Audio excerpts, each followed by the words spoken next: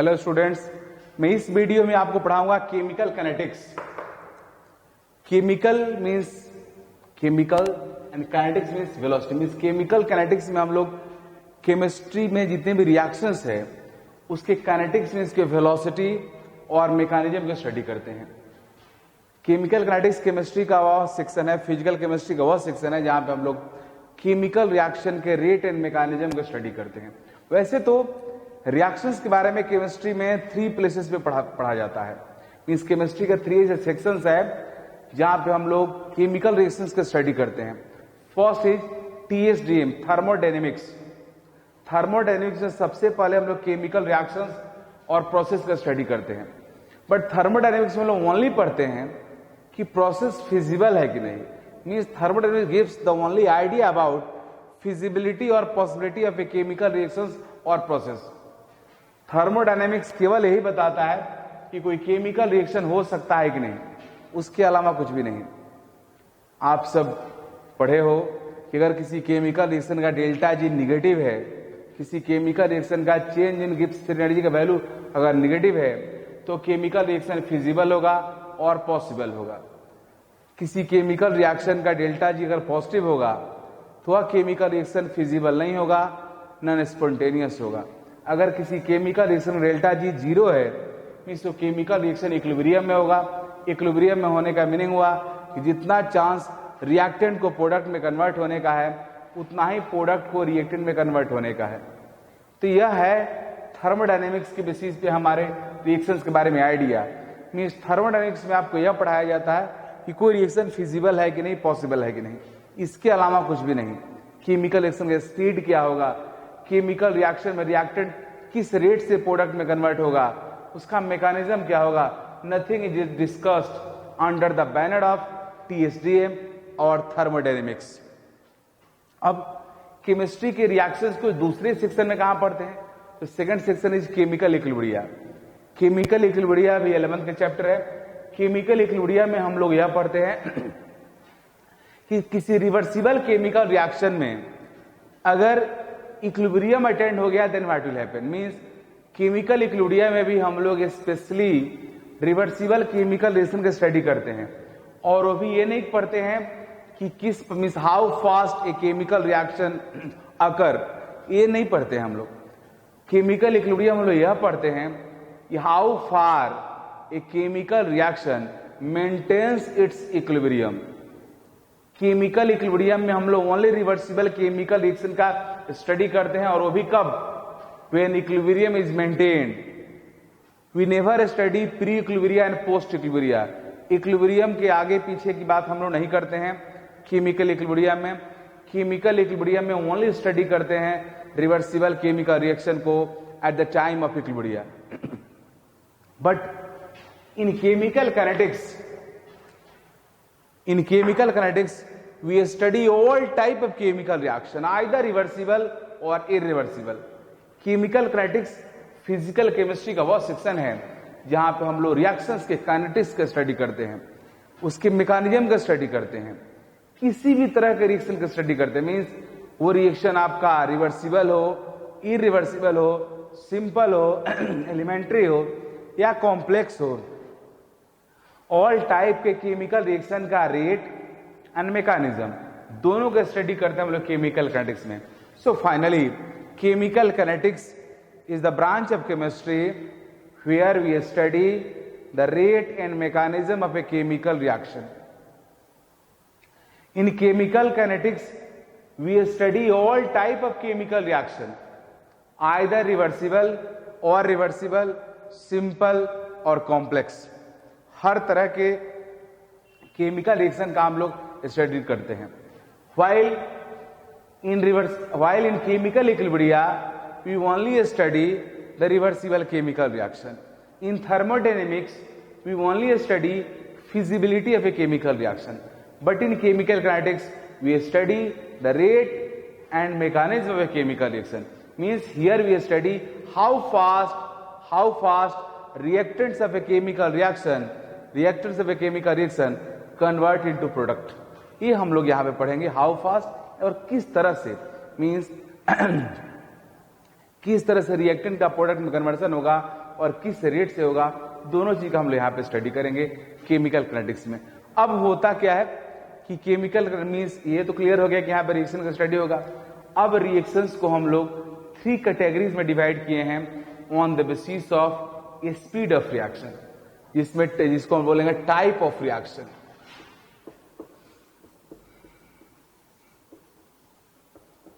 On the basis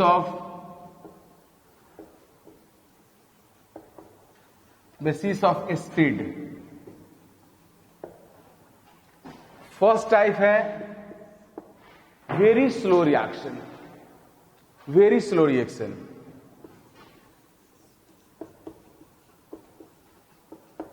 very slow reaction में वह reaction आता है जिस रिएक्शन को होने में 1 month, 2 month, 3 month, 4 month, 6 month है, 1 ईयर लग सकता है। जैसे रस्टिंग है, आयरन का रस्टिंग 1 और 2 दिन में नहीं होता है, आयरन का रस्टिंग का एटलीस्ट 15 डेज और 1 मंथ लगता है।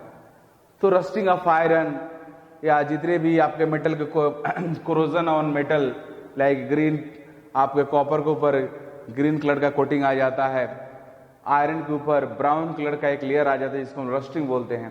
तो रस्टिंग है या कोरोजन है, ये सब काफी टाइम लेने वाला प्रोसेस है, मीन्स वेरी स्लो प्रोसेस में आता है। Such reaction takes 15 days to 1 month for in occurrence. तो 15 डेज 1 मंथ लगता है रिएक्शन को होने में। तो इस रिएक्शन का रेट बहुत बहुत कम होता है। इतना स्लो रिएक्शन के रेट को स्टडी करना हमारे लिए पॉसिबल नहीं है। सो वेरी स्लो रिएक्शंस का हम लोग स्टडी नहीं करते हैं। वेरी स्लो रिएक्शंस का एग्जांपल है rusting of iron. Very slow reaction takes 15 days to 1 month to occur. So we can't study such very slow reaction under the banner of chemical kinetics, क्योंकि इस reaction का rate बहुत बहुत कम होता है। Rate बहुत कम होने की वजह से इसको स्टडी करना मुश्किल है। Mean such reactions are too slow to study. Second आता आपका very fast reaction. Very fast reaction और आयोनिक रिएक्शंस।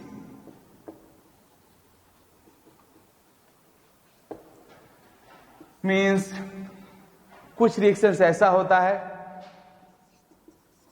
जो बहुत फास्ट होता है, जिसके एग्जांपल है आयोनिक रिएक्शंस और एसिड बेस रिएक्शंस। तो आयोनिक रिएक्शंस और acid base reactions are too fast to study. इतना फास्ट होता है इसको हम लोग समझ ही नहीं पाते हैं कैसे रिएक्टेंट का प्रोडक्ट में कन्वर्सन हो गया। सो उसका भी स्टडी हम लोग नहीं करते। As for example H plus OH minus H2O बन गया। ये very fast reaction ionic reaction है। या acid base reaction HCl plus NaOH NaCl plus water. Such reactions are very very fast reactions. So we never study such fast reactions under the banner of chemical kinetics because they are too fast to study. Very slow reaction इतना slow होता है कि उसको हम लोग study नहीं कर सकते, क्योंकि बहुत बहुत स्लो होता है। ये इसका स्टडी इसलिए नहीं कर पाते कि बहुत फास्ट होता है। फिर स्टडी करते किसका है? तो जिसका हम लोग करते हैं स्टडी इस केमिकल काइनेटिक्स में, वो है हमारा moderate rate chemical reaction. Moderate rate chemical reaction. हम लोग moderate rate chemical reaction study करेंगे। Moderate rate chemical reactions are those reactions which are neither very fast nor very slow. तो chemical kinetics में हम लोग मॉडरेट रेट केमिकल रिएक्शन का ही rate और मैकेनिज्म के स्टडी करेंगे। Type of moderate rate chemical reaction. Moderate rate chemical reaction का हम लोग टाइप पढ़ने जा रहे हैं। तो फर्स्ट टाइप है सिंपल और एलिमेंट्री रिएक्शन।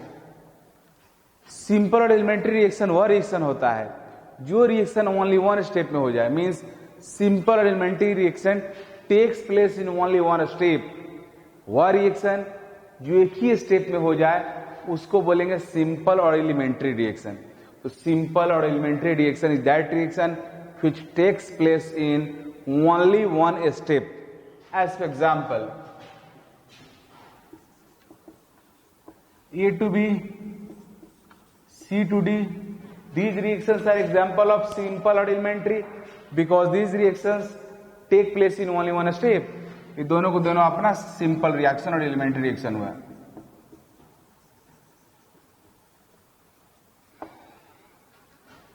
सेकेंड है complex reaction. Complex reaction, complex reaction name से क्लियर है. Complex reaction is that reaction which takes place in more than one steps. Name से क्लियर है, कॉम्प्लेक्स रिएक्शन वह होगा जो एक से ज्यादा स्टेप्स में होगा. जो reaction more than one steps में होगा उसको बोलेंगे complex reaction. As for example,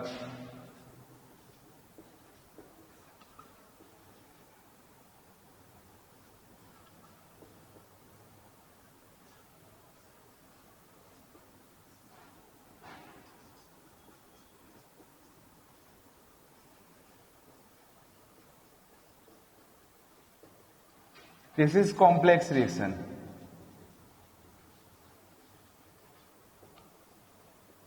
This is complex reaction because this reaction takes place in more than one steps.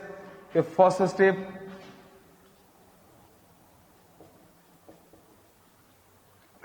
second step, third step.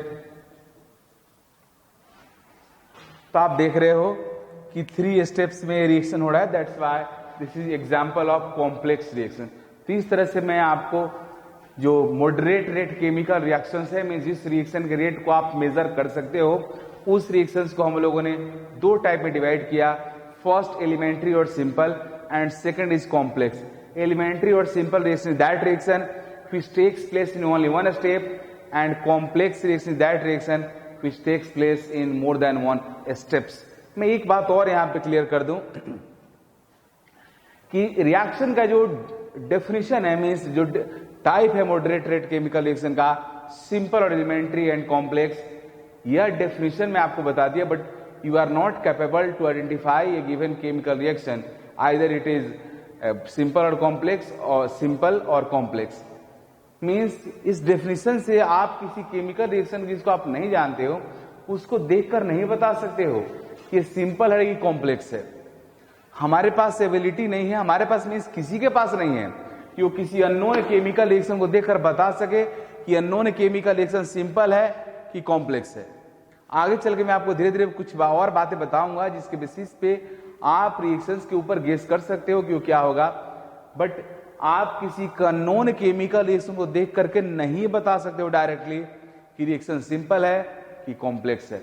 हाँ, अगर दिया रहेगा given reaction is simple, then you can understand this reaction takes place in only one step, and if given reaction is complex then you can understand this reaction takes place in more than one steps, right? तो अब हम लोग आगे बढ़ते हैं और rate of reaction पढ़ने जा रहे हैं. Rate of a chemical reaction, reactant to product.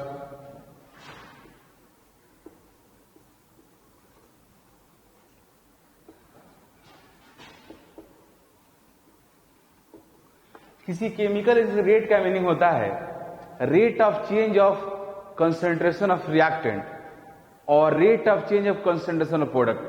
किसी केमिकल इस रेट का मीनिंग हुआ कि पर सेकंड रिएक्टेंट का कितना कंसंट्रेशन चेंज हो रहा है, पर सेकंड रिएक्टेंट का कितना कंसंट्रेशन प्रोडक्ट में कन्वर्ट हो रहा है, या पर सेकंड कितना प्रोडक्ट का कंसंट्रेशन इंक्रीज हो रहा है.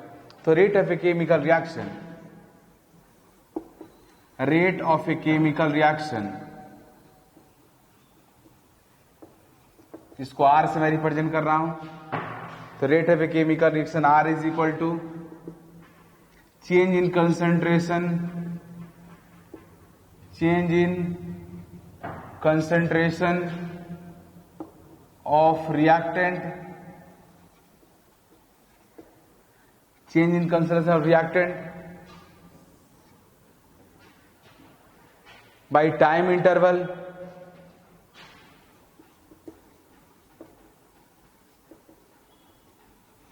Time interval.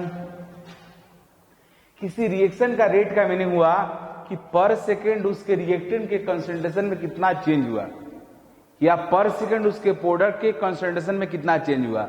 मीन्स किसी रिएक्शन का रेट का मतलब होता है rate of formation of product. पर सेकेंड कितना प्रोडक्ट फॉर्म हो रहा है, that is called rate of reaction.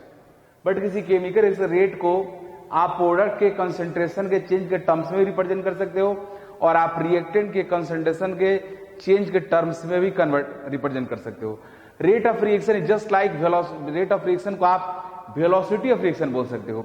जिस तरह से किसी पार्टिकल का वेलोसिटी किसे डिफाइन करते हो कि पर सेकेंड पार्टिकल कितना अपना पोजीशन चेंज कर रहा है, कितना डिस्प्लेसमेंट कर रहा है, that is called velocity. Rate of change of position vector is called velocity. पर सेकेंड कितना डिस्प्लेसमेंट कर रहा है वो पार्टिकल का वेलोसिटी कहलाता है। उसी तरह से रिएक्शन का वेलोसिटी है। अब किसी केमिकल रिएक्शन का रेट को आप रिएक्टेंट के कंसंट्रेशन के चेंज के टर्म्स में रिप्रेजेंट कर सकते हो, और प्रोडक्ट के कंसंट्रेशन के चेंज के टर्म से भी कर सकते हो। लेकिन प्रॉब्लम यह है कि रिएक्ट जो चेंज होता है, चेंज का मीनिंग क्या हुआ, final concentration minus initial concentration. अब रिएक्टेंट का concentration continuously during chemical reaction continuously decrease होगा। Concentration of reactant will continuously decrease during a chemical reaction. जब भी रिएक्टेंट का प्रोडक्ट में कन्वर्सन होगा, आपके रिएक्टेंट का कंसंट्रेशन समय के साथ डिक्रीज होता जाएगा। इसका meaning of final concentration of reactant will be less than initial. Reactant का फाइनल कंसंट्रेशन इनिशियल से कम होगा। अगर फाइनल इनिशियल से कम होगा तो चेंज इन कंसंट्रेशन क्या होगा, निगेटिव हो जाएगा। तो रेट फिर क्या बन जाएगा, जो निगेटिव हो जाएगा। बट रेट निगेटिव हो नहीं सकता है। रेट स्केलर क्वांटिटी है। कोई आपसे पूछे कि आप किस स्पीड से दौड़ कर आते हो कोचिंग, तो आप बोलोगे -5 किलोमीटर पर आवर, ये टोटली मीनिंगलेस, क्योंकि वो निगेटिव हो ही नहीं सकता है। वो स्केलर क्वांटिटी, वो मैग्नीट्यूड है, वो पॉजिटिव होगा। सिमिलरली रिएक्शन का रेट भी आपका वही है, यह स्केलर। कोई पूछे किस रेट से प्रोडक्ट रिएक्शन हो रहा है, तो बोल दो -2 मोल पर सेकेंड या -2 molarity per second, totally absurd होगा। इसी क्योंकि रिएक्शन का रेट एक मैग्नीट्यूड है, स्केलर क्वांटिटी है, मैग्नीट्यूड है, तो उसका वैल्यू आपका निगेटिव नहीं हो सकता है।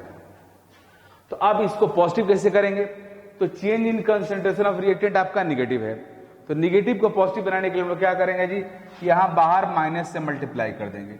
मींस रिएक्शन का रेट जो है, अगर आप रिएक्टेंट के कंसंट्रेशन के चेंज के टर्म्स में लिख रहे हो, तो negative of change in concentration of reactant by time interval. अब इसको इधर लिखता हूं मैं, minus delta R by delta T. Means मैं इसको अब ऐसे लिख सकता हूं, R is equal to minus delta R by delta t. Here delta change को रिप्रेजेंट करता है, this is change in concentration of reactant, change in concentration of reactant, and delta t is time interval। जिस time interval में concentration का change आप major कर रहे हो, दैट इज टाइम इंटरवल। अब किसी रिएक्शन के रेट को आप रिएक्टेंट के साथ साथ प्रोडक्ट के कंसंट्रेशन के चेंज के टर्म्स में भी रिप्रेजेंट कर सकते हो। तो हम लोग रेट को ऐसे भी लिख सकते हैं, rate is equal to,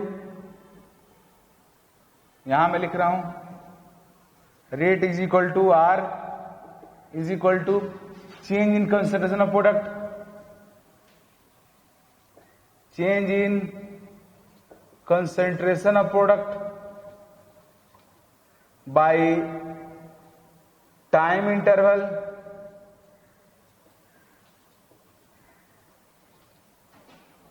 means we can write delta P by delta T, delta P by delta T। Delta P क्या हुआ, change in concentration of product, delta T क्या हुआ, टाइम इंटरवल। आप प्रोडक्ट का कंसंट्रेशन टाइम के साथ increase होता है, so change in concentration of product will be always positive, so here no need to put negative, mind it. Rate किसी chemical reaction का स्केलर क्वांटिटी है जो ऑलवेज पॉजिटिव होगा। अगर आप रिएक्टेंट के कंसंट्रेशन के टर्म्स में आप रेट को रिप्रेजेंट कर रहे हो, तब आपको माइनस यूज करना होगा, क्योंकि रिएक्टेंट का कंसंट्रेशन टाइम के साथ डिक्रीज हो रहा है, बट अगर आप प्रोडक्ट की कंसंट्रेशन के टर्म्स में रिप्रेजेंट करोगे तो माइनस साइन देने की जरूरत नहीं है, बिकॉज प्रोडक्ट का कंसंट्रेशन टाइम के साथ इंक्रीज हो रहा है। सो यहाँ पे directly delta P by delta T आप लिख सकते हो। इसको इक्वेशन आप 2 लिखोगे, मीन्स आपके पास 2 इक्वेशन आ गया। एक rate is equal to minus delta R by delta T, equation आपका 1 था, and R is equal to delta P by delta T, this is equation 2। From equation 1 and 2 आप दोनों को एक साथ लिख सकते हो। We can write R is equal to minus delta R by delta T is equal to delta P by delta T। तो ये भी हमारा इक्वेशन हुआ रिएक्शन के रेट का। मीन्स किसी केमिकल रिएक्शन के रेट को आप रिएक्टेंट और प्रोडक्ट दोनों के कंसंट्रेशन के चेंज के टर्म्स में आप रिप्रेजेंट कर सकते हो। आप इस चीज को समझ लो। अब ये हमारा फॉर्मूला जनरल फॉर्मूला हो गया एक तरह से। मीन्स रिएक्शन के रेट को मैंने रिएक्टेंट और प्रोडक्ट दोनों के कंसंट्रेशन के टर्म्स में रिप्रेजेंट किया कर दिया। आर हुआ rate of reaction. Now unit of rate of reaction, यह रिएक्टेंट प्रोडक्ट हुआ, rate is equal to concentration of product by time interval. Concentration का यूनिट होता है मोलारिटी, टाइम का यूनिट सेकेंड, तो unit of rate of reaction is equal to molarity per second. इस तरह से यह रेट ऑफ रिएक्शन का यूनिट हुआ। अब मैं आपको बताने जा रहा हूं कि अगर हमारे पास कोई ऐसा केमिकल रिएक्शन है जिसमें रिएक्टेंट्स एंड प्रोडक्ट्स का नंबर, रिएक्टेंट का नंबर भी मोर देन 1 है, प्रोडक्ट का नंबर भी मोर देन 1 है, और उनका स्टोइकियोमेट्रिक कोफिशिएंट्स डिफरेंट है। मींस स्टोइकियोमेट्रिक कोफिशिएंट 1 नहीं है। इस एग्जांपल में दोनों का स्टोइकियोमेट्रिक कोफिशिएंट 1 था। अब मैं ऐसा एग्जांपल लेने जा रहा हूं इसमें स्टोइकियोमेट्रिक कोफिशिएंट सबका सेम नहीं है, डिफरेंट है। तो क्या होगा? This is example A + 2B arrow sign C। Here coefficient of product C is 1, coefficient of one of the reactant is 1 and coefficient of other reactant B is 2। तो यहां पे रिएक्शन रेट कैसे लिखेंगे सभी रिएक्टेंट या product के respect में, उसको देखो जी। बैलेंस केमिकल रिएक्शन में क्या बताता है? You know meaning of balance chemical reaction. Stoichiometric coefficients of reactant products give the idea about molar ratio. It means इसका कोफिशिएंट 1 है, इसका 2 है, इसका 1 है। इसका मीनिंग यह हुआ कि 1 mole A combines with 2 mole B to produce 1 mole C।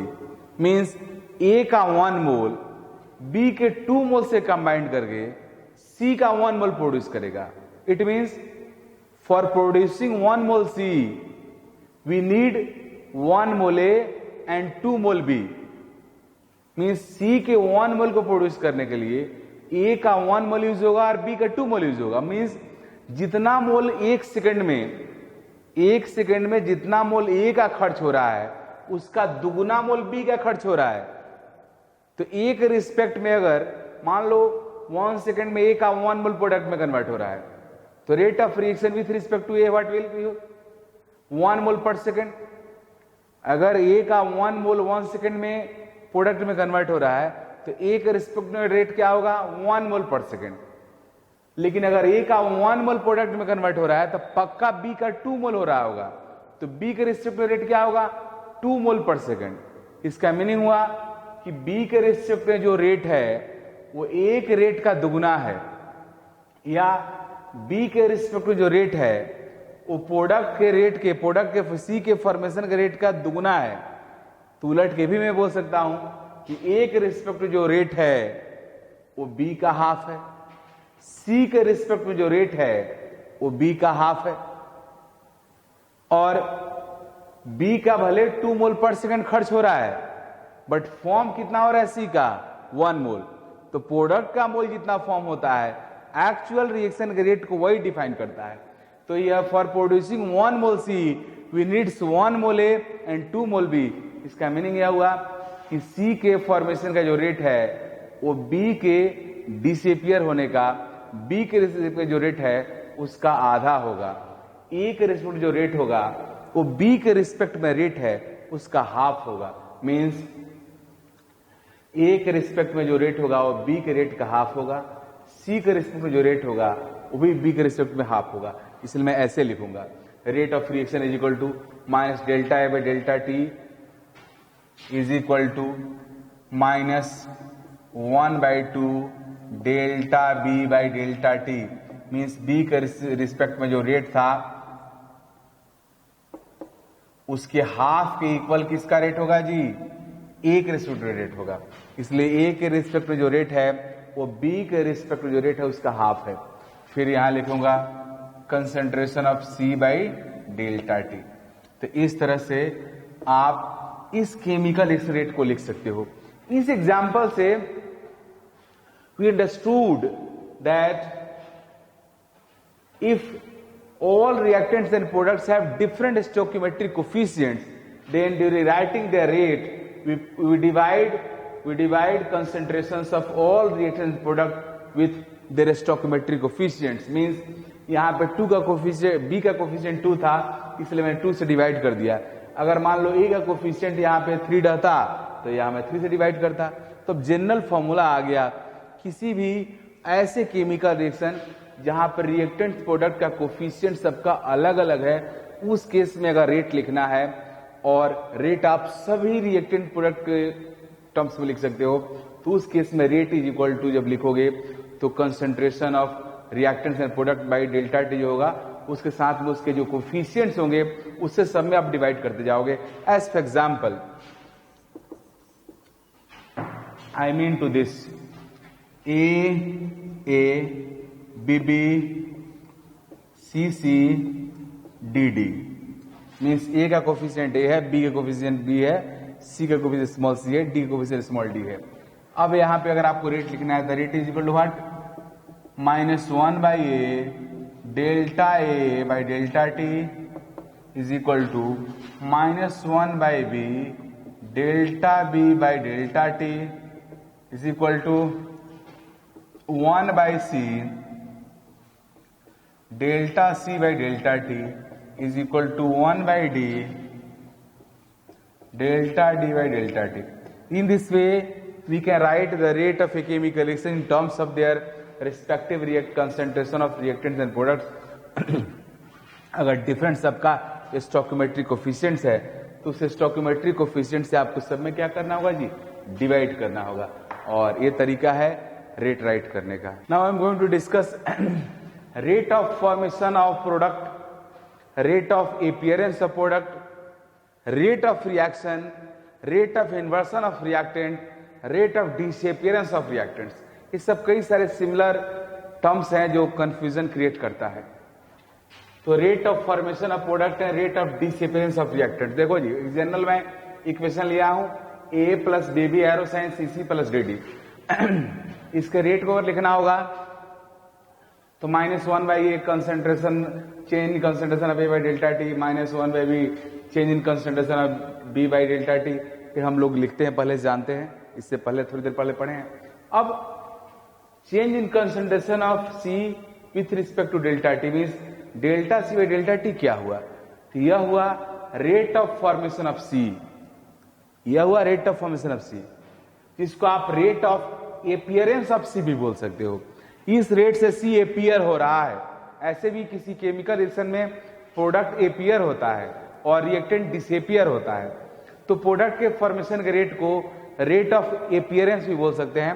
That's why delta C by delta T is rate of formation of C और rate of appearance of C. Similarly delta D by delta T is rate of formation of D और rate of appearance of D. अब इस तरह से अगर मान लो यहां पे है minus delta by delta T, ये क्या हुआ, तो minus delta by delta T हुआ rate of disappearance of A और rate of inversion of A.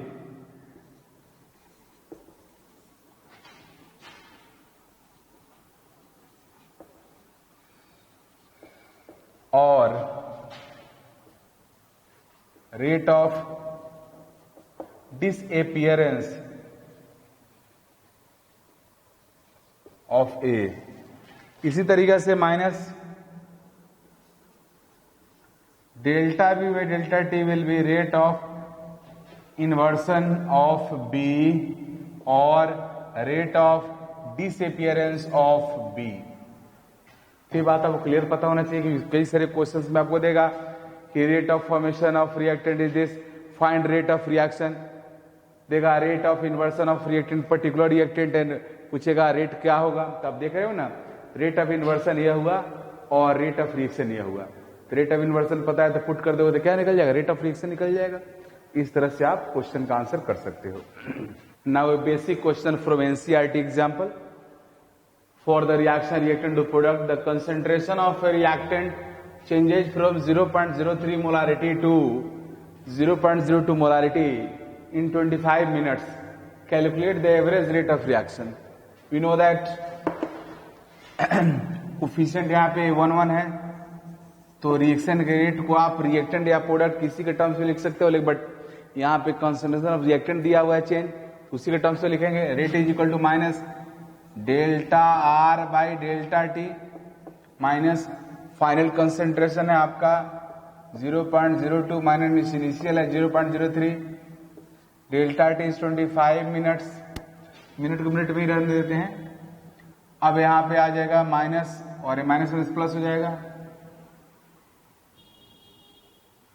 0.01 by 25। आप इसको मिनट में ही कर सकते हो या सेकंड में भी कर सकते हो। ये आपका 100 × 10⁻⁴ कर दो बाई 25, कट जाएगा 4 हो गया, मीन्स 4 × 10⁻⁴ मोलारिटी पर मिनट। इस तरह से कैलकुलेट कर सकते हो। Now another question, rate of formation of ammonia is given here, rate of disappearance of hydrogen gas is given, rate of disappearance of H2 is equal to 0.2 molarity per second. Find rate of appearance or rate of formation of NH3 first. Second find करना है आपको rate of reaction, third find करना है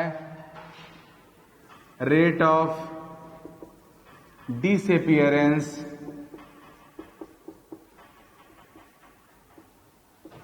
of N2। चलिए सबसे पहले हम लोग rate of formation of NH3 निकालना है, तो रेट लिख देते हैं इसका। तो रेट इज इक्वल टू होगा minus concentration of N2 by delta T is equal to -1/3 delta H2 by delta T is equal to 1/2 delta NH3 by delta T. अब रेट ऑफ फॉर्मेशन ऑफ आपको दिया, rate of disappearance दिया हुआ H2 का कितना है, 0.2 molarity per second. Means आपको क्या दिया हुआ है, आपको यह दिया हुआ है रेट ऑफ डिसअपियरेंस का मीन क्या है, negative of delta H2 by delta T, एक गिवन है, तो रेट निकल जाएगा। रेट इज इक्वल टू क्या हो जाएगा, ये दिया हुआ है 0.2 मोलारिटी पर सेकेंड बाई 3 से डिवाइड कर दो, तो 0.2/3 हो गया रेट ऑफ रिएक्शन। ये आपका निकल गया इतना molarity per second rate of reaction हो गया। फर्स्ट क्वेश्चन का आंसर निकल गया। अब second rate of reaction second था, फर्स्ट निकालना है rate of formation of ammonia. तो देखो कंपेयर कर दो, rate of formation of ammonia यह है, ये आपको निकालना है। ये निकालने के लिए क्या करो, 2 को इस साइड फेंक दो, means delta NH3 by delta T is equal to क्या हो जाएगा जी, 2 इस साइड कर दो। ये तो दिया हुआ है आपका rate of formation, rate of disappearance of H2 कितना है, 0.2। तो या आप डायरेक्ट यहां से भी निकाल सकते हो, यहां से तो ये वैल्यू आप पुट कर दो और फिर 2 से इसको मल्टीप्लाई कर दीजिए तो हो जाएगा आपका 0.2 by 3 into 2 हो जाएगा 0.4 by 3। अब आपको निकालना rate of disappearance of N2, तो क्लियर है rate of disappearance of N2 किसके इक्वल है जी, रेट के इक्वल है, तो रेट आपका यही है, तो तीसरा क्वेश्चन का आंसर सेम यही हो जाएगा।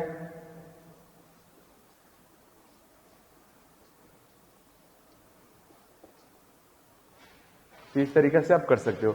अब इसके बाद एक हम लोग बहुत बेहतरीन क्वेश्चन करने जा रहे हैं, आप इसे गौर से देखिएगा। This is very interesting question. Question is at same condition of temperature and pressure. Temperature pressure condition सबके लिए सेम है। Nitrogen gas, hydrogen gas reaction करके अमोनिया गैस फॉर्म कर रहा है। अभी थोड़ी देर पहले क्वेश्चन इसी टाइप का मैं किया था। यहां क्वेश्चन में दिया हुआ है कि rate of formation of ammonia is 0.001 kg per our. Rate of formation ammonia kg per hour में दिया हुआ है और आपसे पूछ रहा है rate of conversion of H2 under same condition is dash kg per our. Means kg per hour में ही पूछ रहा है हाइड्रोजन गैस का रेट ऑफ कन्वर्सन और रेट ऑफ इन्वर्सन। कैसे निकलेगा, अभी हम लोग किए थे। Rate is equal to -1/3 delta H2 by delta T is equal to 1/2 delta NH3 by delta T। आपको दिया हुआ है rate of formation of ammonia kg per hour में दिया हुआ है, kg पर आवर में पूछ रहा है तो डायरेक्टली निकाल लो, और आपको निकालने के लिए बोल रहा है यह निकाल लो, तो ये आपको निकालने के लिए बोल रहा है, ये दिया हुआ है तो निकाल लो। Minus delta H2 by delta T is equal to क्या हो जाएगा 3/2 डेल्टा NH3 डेल्टा T।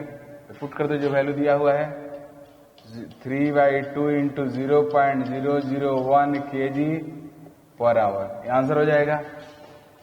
लेकिन ये आंसर जो किया होगा वो आंसर सबका गलत हुआ, ये करेक्ट नहीं है। क्यों करेक्ट नहीं है जी, तो ये जो रिलेशन होता है रेट का, ये मास में नहीं होता है, मोलारिटी में होता है, मींस मोल में होता है। तो आपको कंफ्यूज करने के लिए, आपका एक तरह से इल्यूजन क्रिएट करने के लिए आईआईटी के पास क्वेश्चन, आईआईटी ने किया यहां kg पर आवर में दे दिया और यहां kg पर आवर में पूछ दिया कि बच्चा देखेगा यहां दिया हुआ है जिस यूनिट में उसमें पूछ रहा है तो डायरेक्टली यूज कर लेगा। लेकिन नहीं, you have to first convert rate of formation of ammonia from kg per hour to mole per hour and then you will get mole per hour. फिर उस मोल पर आवर को kg पर आवर में convert करना होगा। Means right method यह होगा, right method इसका यह है।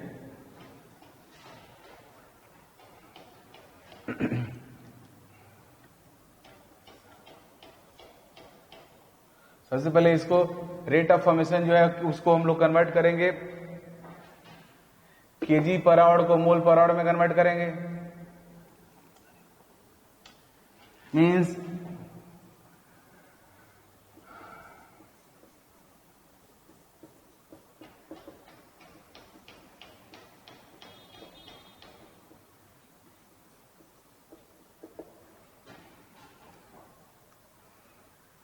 Three by two kg per our के लिए 0.001 kg को ग्राम में कन्वर्ट करने के लिए 10⁻³ से मल्टीप्लाई कर दो, ग्राम हो गया।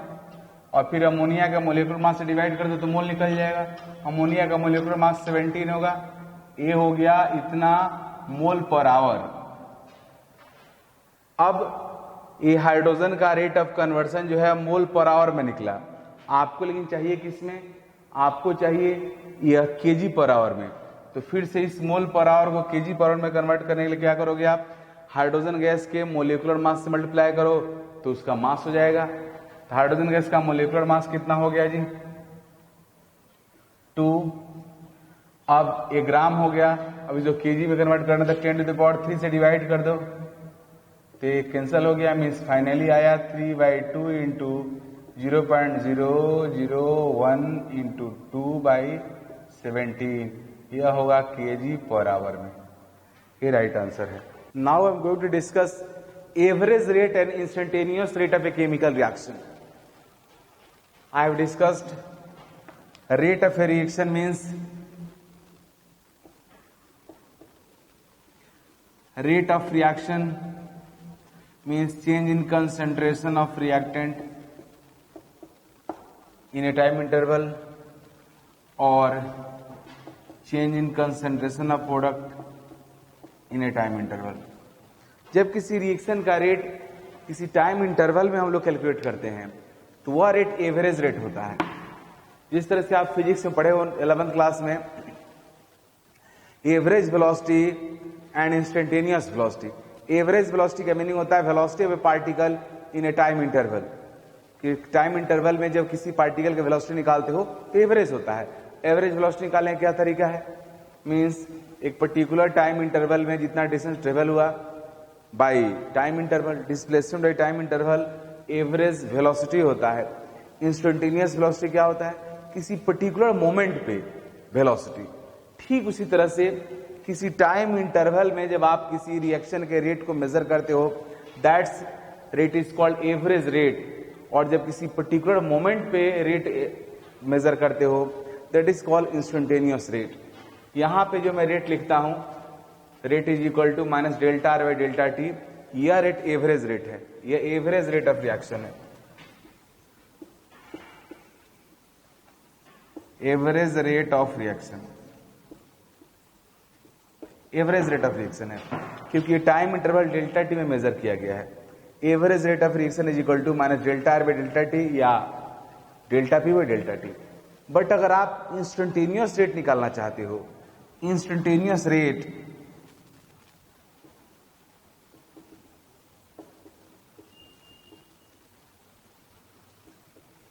इंस्टेंटेनियस रेट अगर निकालना हो तो इंस्टेंटेनियस रेट किसी पर्टिकुलर मोमेंट पे होता है, किसी पर्टिकुलर टाइम इंटरवल में नहीं, किसी पर्टिकुलर टाइम पे होता है। तो इंस्टेंटेनियस रेट को हम लोग शॉर्ट फॉर्म में ऐसे भी लिखेंगे, rate instantaneous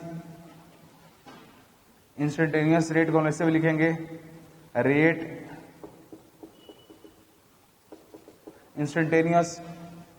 instantaneous rate is equal to होता है limit delta T tends to 0 rate average. क्योंकि एवरेज रेट आप टाइम इंटरवल में निकालते हो और जब टाइम इंटरवल टेंड्स टू 0 होगा तो टाइम टेंड्स टू 0 का मीनिंग क्या हुआ? टाइम इंटरवल 0 का मीन्स किसी पर्टिकुलर मोमेंट पे निकलेगा। तो किसी पर्टिकुलर मोमेंट पे जो रेट होता है उस रेट को हम बोलते हैं इंस्टेंटेनियस रेट। तो rate instantaneous is equal to limit delta T tends to 0 average rate. Means आप यहां पे ऐसे लिख सकते हो, rate instantaneous is equal to limit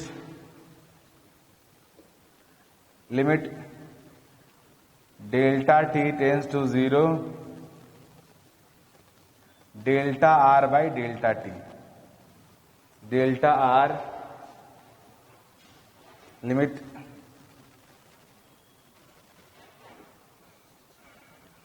delta T tends to 0 delta R by delta T. अब आपको पता है delta R by delta T में डेल्टा टी टेंड्स टू 0 हो गया तो क्या बन जाएगा? D R by d T हो जाएगा। हम लोगों को पहले से पता है कि limit delta X tends to 0 delta X tends to 0 delta Y by delta X is equal to हो जाएगा d Y by d X. Same यहां भी होगा, डिफरेंशियल हो जाएगा। डेल्टा टेंड्स टू 0 होने का मीनिंग हुआ हो गया या minus d R by d T. तो जो ओवरऑल बातें हुई वो यह हुआ कि एवरेज रेट एवरेज होगा minus delta R by delta T, while rate instantaneous का शॉर्ट फॉर्म यह है, instantaneous will be equal to minus d R by d T. तो अब से हम लोग किसी केमिकल रिएक्शन के रेट को आप एवरेज में भी रिप्रेजेंट कर सकते हो, इंस्टेंटेनियस में भी कर सकते हो। जब इंस्टेंटेनियस करोगे तो minus d R by d T होगा, आप अगर प्रोडक्ट में करोगे तो डीपी बाई डी टी हो जाएगा। एवरेज करोगे तो delta R by delta T होगा। तो यह हुआ हमारा average and instantaneous rate of a chemical reaction. Now graphical representation of average rate and instantaneous rate of a chemical reaction. आप देखो यहां पे इस एक्सिस पे मैंने कंसंट्रेशन ऑफ रिएक्टेंट लिया है, यह रिएक्टेंट के कंसंट्रेशन टाइम के साथ कैसे चेंज हो रहा है उसका ग्राफ है, जो ब्लैक कलर से आपको दिख रहा है, जिसमें T0 होगा उस समय रिएक्टेंट का कंसंट्रेशन मैक्सिमम होगा। टाइम के साथ रिएक्टेंट कंसंट्रेशन डिक्रीज हो रहा है, means when time is going on concentration of reactant decreases इस टाइम, डिक्रीज हो रहा है। अब मैं दो पॉइंट कंसीडर किया हूं A and B. Point A पे कंसंट्रेशन C1 है एंड पॉइंट बी पे कंसंट्रेशन C2 है रिएक्टेंट का। पॉइंट ए पे टाइम T1 है और पॉइंट बी पे टाइम T2 है, मींस T1 टाइम पे C1 कंसंट्रेशन है, T2 टाइम पे C2 कंसंट्रेशन है हमारे रिएक्टेंट का। अब इस पॉइंट ए और बी को मैंने मिला दिया, मिट करा दिया। मिट करने से क्या बन गया जी, कॉर्ड बन गया। आपको पता है कर्व के दो पॉइंट को अगर आप लीनियरली मिट कराओगे तो लीनियर लाइन जो होगा वो कॉर्ड कहलाता है, कॉर्ड हो गया। अब इस कॉर्ड का हमें स्लोप निकालना है। उससे पहले मैं ये रिएक्शन को रिप्रेजेंट करूं आर और पी से, R for reactant, P for product. Average rate is equal to change in concentration of reactant by delta T. Rate instantaneous is equal to minus d R by d T, you know. अब मैं आपको यह बताने जा रहा हूं कि किसी पर्टिकुलर केमिकल रिएक्शन के रिएक्टेंट टाइम ग्राफ का, रिएक्टेंट टाइम ग्राफ के कोड का स्लोप किसको रिप्रेजेंट करता है, यही मैं आपको बताने जा रहा हूं। या उलट के बोलो कि एवरेज रेट को कौन रिप्रेजेंट करता है ग्राफ में। तो सबसे पहले इस कोड ए बी का मुझे स्लोप निकालना है। तो कोड ए बी का स्लोप मीन्स यह एंगल, ये जो कोड ए बी है वो थीटा एंगल फॉर्म कर रहा है। यह एंगल थीटा है, थीटा एंगल फॉर्म कर रहा है इस हॉरिजॉन्टल एक्सिस से। अब tan थीटा इक्वल टू क्या होगा जी, hypotenuse by base means AC by BC। AC है C1 माइनस C2, BC है T2 minus T1। C1 concentration ज्यादा है, C2 कम है, इसलिए मैं C1 माइनस C2 किया। अब मुझे स्लोप ऑफ कोड AB निकाला। स्लोप ऑफ कोड AB क्या होगा, ये एंगल थीटा है तो कोड AB का स्लोप कितना होगा, 180 minus theta, you know. Code AB का स्लोप होगा 180 डिग्री माइनस थीटा, तो tan 180 minus theta minus tan theta हो गया। तो स्लोप ऑफ कोड AB हो जाएगा माइनस यह C1 minus C2 by T2 minus T1। अब आप स्लोप ऑफ कोड AB को आप लिख सकते हो, माइनस को अंदर कर दो तो C2 माइनस C1 हो गया बाई T2 माइनस T1। अब इधर आप देखो T1 टाइम पे C1 कंसंट्रेशन है आपके रिएक्टेंट का, T2 टाइम पे C2 कंसंट्रेशन आपके रिएक्टेंट का। अब इस concentration time means time interval में कंसंट्रेशन आपको पता है, इस बेसिस पे you can calculate average rate of a chemical reaction. तो एवरेज रेट क्या होगा, rate average between time interval T2 minus T1 is rate average is equal to change in concentration by delta T, साथ में negative sign. तो change in concentration क्या होगा, final minus initial, तो C2 minus C1 by T2 minus T1 और A minus means this is average rate of reaction minus C2 minus C1 by T2 minus T1, ये हुआ average rate. आप गौर से देखो तो आपको दिखेगा कि एवरेज रेट ऑफ रिएक्शन क्या होगा, निगेटिव ऑफ स्लोप ऑफ कोड AB, मीन्स यहां पर निगेटिव लगा दोगे तो बन जाएगा एवरेज रेट ऑफ रिएक्शन। तो you can simply say that average rate of reaction is equal to negative of slope of कोड AB of concentration of reactant time graph. Concentration of reactant time graph, concentration of reactant time graph के कोड का जो slope होगा, उस slope का जो negative होगा वो एवरेज रेट को रिप्रेजेंट करेगा। अब इंस्टेंटेनियस रेट की बात करते हैं। इंस्टेंटेनियस रेट का meaning rate at a particular time T. तो इस टाइम टी पे ये पॉइंट मैं रिप्रेजेंट कर रहा हूं, इस पॉइंट को मैं ओ से रिप्रेजेंट कर रहा हूं। इस ओ पॉइंट पे एक टेंजेंट में ड्रॉ किया, टेंजेंट है, आप देख रहे हो टेंजेंट है, ये टेंजेंट है। अब टी टाइम पे टेंजेंट ड्रॉ किया गया है। अब इस टेंजेंट का जो स्लोप होगा वो क्या होगा? आज टेंजेंट का स्लोप होगा dr बाई dt। आपको पता है क्योंकि तुम सब पढ़े हो कि अगर ये y एक्सिस है, ये y एक्सिस है, ये y और ये x है, तो यहां पे स्लोप जो तुम्हारा होगा इस ग्राफ का dy बाई dx क्या होता है? स्लोप होता है। तो टेंजेंट का स्लोप क्या होगा? टेंजेंट का स्लोप होगा dr बाई dt। टेंजेंट का स्लोप हो गया dr बाई dt, लेकिन इंस्टेंटेनियस रेट क्या होता है? तो माइनस dr बाई dt। इसका मीनिंग है कि आप बोल सकते हो कि instantaneous rate is equal to होगा negative of slope of tangent. Means rate instantaneous is equal to आप लिख सकते हो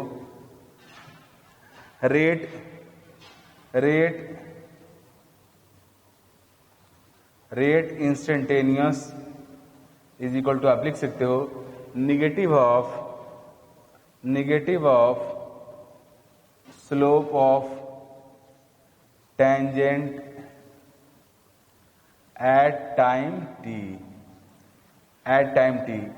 टी टाइम पे